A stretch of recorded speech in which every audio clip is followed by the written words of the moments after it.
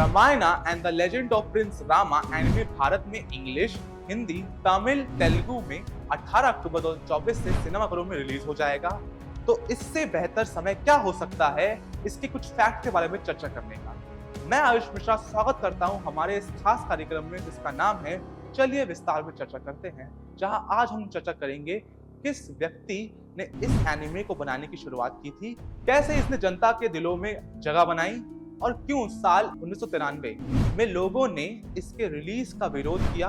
दरअसल इस कहानी की शुरुआत साल 1983 में हुई थी, जब एक डॉक्यूमेंट्री फिल्म रामायण रेलेक्स में काम करने के दौरान जापानीज निर्देशक युगो साको को रामायण की कहानी के बारे में पता चला। उनका परिचय हुआ और उन्होंने इस विषय के बारे में छानबीन करना शुरू कर दिया। उन्होंने करीब 10 वॉल्यूम्स का अध्ययन किया था। अध्ययन के दौरान उन्हें इस बात का पता चल गया कि भगवान राम की कहानी को लाइव एक्शन फिल्म नहीं, एनिमेशन फिल्म ही न्याय दे सकती है। उनका कहना था एक भगवान को किसी अभिनेता के बजाय एनिमेशन के द्वारा दिखाना ज्यादा उचित रहेगा। इस कहानी को अंतरराष्ट्रीय जनता के लिए काफी हद तक सरल बनाने की कोशिश की गई थी।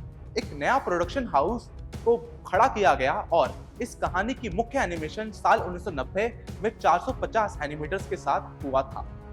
एक रोचक बात यह है कि इसके इंग्लिश वर्जन में प्रभु श्री रामचंद्र को आवाज अमेरिकन सीरीज ब्रेकिंग बैड के पॉपुलर एक्टर ब्रायन कैस्टन ने दी थी।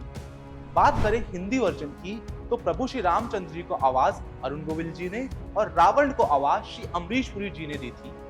बात करें इसके विरोध की तो विश्व हिंदू परिषद ने इसके रिलीज पर बैन लगाने की मांग की थी, क्योंकि अफवाह ये उड़ रही थी कि विदेशी लोग रामायण में चेंजेस लाने की कोशिश कर रहे हैं। ठीक साल 1993 में राम मंदिर विवाद भी चरम सीमा पे था, तो सरकार को इस एनिमे पे रोक लगाना ही ठीक लगा। लेकिन धीरे धीरे इसके गाने लोगों के दिल में भजन बन के बस गए। इसमें शामिल थे रघुकुल रीत सदा चली आई और जननी में रामदूत हनुमान। युगो साको जी ने की मेहनत रंग लाई और आखिर 31 साल बाद अक्टूबर में फरहान अख्तर के प्रोडक्शन हाउस द्वारा इसे हिंदी, इंग्लिश, तमिल, तेलुगु में रिलीज किया जा रहा है। तो ये थी रामायण की कहानी। अब मैं जानना चाहता हूँ कि आप इस पे कितने रुचि रखते हैं और आपको पता था इस विषय के बारे में। कमेंट जरूर कीजिएगा। तब तक के लिए देखते रहे वी युवा न्यूज।